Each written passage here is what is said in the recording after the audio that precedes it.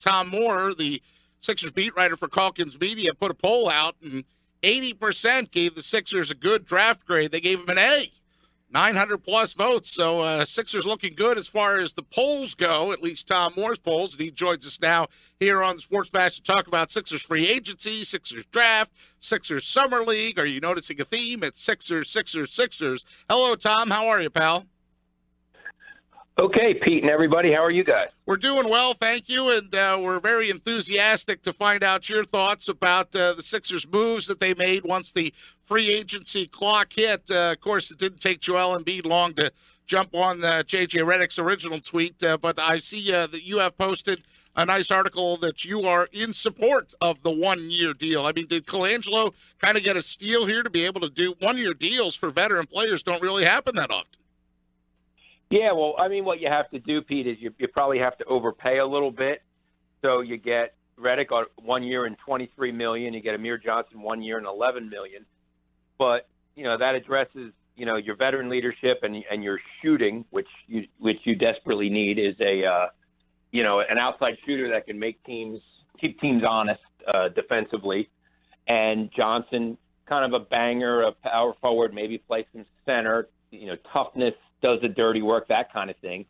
But this way, you preserve your cap space. So when you have to extend Embiid, possibly as soon as next year, 2018, 2019, go out and get a free agent next summer. Maybe somebody like Avery Bradley would be a free agent with the Celtics, who might be a better long-term fit. You might be willing to pay more money and more years, as opposed to somebody like Redick, who's 33, who clearly is a huge upgrade in terms of perimeter shooting and three-point shooting.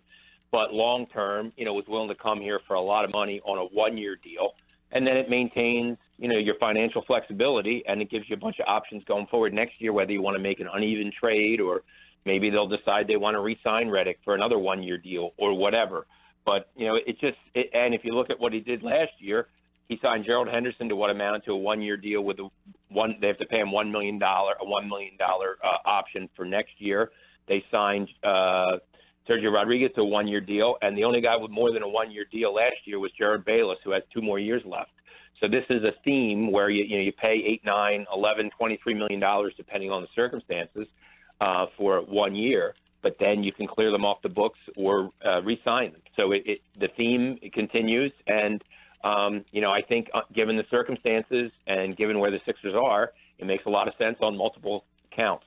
Tom, were you surprised at the number? Because I know it was projected that Redick might get somewhere in the neighborhood of 15 to 18 million, but then I thought over the weekend as you started to see the deals take place and guys stay with their teams, Kyle Lowry taking money to stay in Toronto, and of course we know the insane amount of money that Steph Curry got, but basically it seemed like maybe they stepped up that number to what it took. Were you surprised that the number was as high as 23 million, and is that too much? Well, I mean, if you're going to argue for 1 year, for this year, it's more than you thought you'd probably have to pay. But the Sixers had over almost $50 million, were almost $50 million under the cap when free agency started. So you sign these two guys, 23 and 11 million, Johnson 11 million, Redick 23. You still at about I think they're about 15.5 million under the cap. So they could still conceivably, make a trade at the deadline and absorb somebody's contract, an expiring contract, or a luxury tax team that's trying to dump salary and pick up a draft pick or something else, a player who's stashed overseas or whatever it is. So long term, as I said, you still have plenty of cap space. They only have about $40 million committed to people next year. So it is keeping with Colangelo's philosophy. And while, for 1 year, it probably is more than he's worth, would you rather have him for 1 year and $23 million or 2 years and $38 million or whatever? And given their cap situation and everything now, none of their own players had to be extended yet. The earliest Embiid would be next year. So you have more cap space now than you're going to have going forward. So it makes sense, maybe to overpay for the short term to be able to have that cap space intact going forward. Tom, hey, it's Deshaun. Now that Redick and Johnson are on the roster, you got Bayless coming back, Simmons playing for his first time, and Markelle Fultz, Who are the guys on this roster that should really worried about not being a Sixer come opening night? Well, assuming they pick up the contract options on T.J. McConnell and Rashawn Holmes, which you would think they would, you pretty much know their 15-man roster unless they're able to trade a player, an Okafor or a Stauskas, let's say, for a draft pick or something to open up cap space. But you have 7 guards on this roster. To me, they've sort of flipped the script. Last year they had 4 centers going in the season, so they were a little bit top-heavy in terms of the roster balance with too many big men. Now, to me, they have kind of too many small men. I mean, Korkmaz is coming over. He's probably not going to play much this year. It'll be a developmental year. He'll probably, maybe Redick can tutor him. He'll probably play some in the G League, which is the old developmental league, which is now sponsored by Gatorade, hence that's why it's called the G League. But, yeah, I mean, obviously not all those guys are going to be in the rotation. Only 13 guys can be active each night. So, I mean, McConnell and Stauskas, maybe one of them could crack the rotation, but I'm not sure both of them will. Korkmaz will probably not be activated very much. As I said, it's more of a developmental, working on his shot, getting stronger. I think they can do a better job of that here than over in Turkey and so on. When you look down at the roster, Okafor, it would make sense to possibly move him, but Brian Colangelo doesn't, is looking to get, what he perceives as fair value, which no one has been able to, willing to come up with. So there's, seems to be a decent chance he's still on the roster. I'm not sure how much he's going to play, especially if Amir Johnson is your backup center or Johnson and perhaps Rashawn Holmes. I could see him not being in the mix in terms of getting regular minutes. Tom, Simmons got hurt last year. Embiid has been on a minutes restriction last year also. Should we expect the same with Simmons and Embiid again on minutes restrictions, or can Sixer fans kind of expect for these guys to be let loose and just play as long as they're healthy? Yeah, Simmons is a tougher call, I would say. I'm not sure about him, but Embiid, given the way they kind of took a cautious approach last year, all year, except for that nationally televised January 27th game against the Rockets, in which he talked his way into playing. I would not be surprised if Embiid starts the season on a minutes restriction and perhaps not playing back-to-backs, because long-term, they're still looking big picture as opposed to, playing for a top seed in the East this year or whatever, which I think might be, a little bit premature. I have to say, from seeing Embiid, though, I guess Friday and Saturday working out, he looks bigger physically. His arms are clearly bigger. If he weighed 275 last year, I would guess he weighs maybe 285 right now this year. So he's stronger, still moving well, just doing drills. We didn't get to see him scrimmage or anything like that. But, he's still the key, Deshaun, to everything, even with all these moves and bringing in, if Simmons is healthy and Fultz and Redick being your shooter and so on. If Embiid's not healthy and doesn't play 55 minutes, I think whatever goals the Sixers have this year are going to be very difficult to achieve.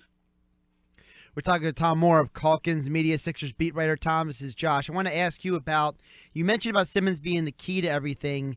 So if he's the key, how do you foresee a starting lineup looking now that you have a guy like Redick? Do you expect Redick to be a part of that starting lineup? I said Embiid is the key to everything, not Simmons, I believe, just to make sure that I made that clear. Or maybe I said the wrong thing. But on Twitter, everyone seems to be thinking it's going to be Fultz, Redick, Covington, Simmons, and Embiid, which, you're talking about Simmons being the point guard on offense. He would probably defend, he's going to cover who covers him, according to Brett Brown, and Brown expected that to be a lot of small forwards. So, that lineup would give you a lot of versatility. Nobody shorter than 6'4". But, I don't know what the role of Amir Johnson, and then, Sarge would come off the bench, which is probably his best role.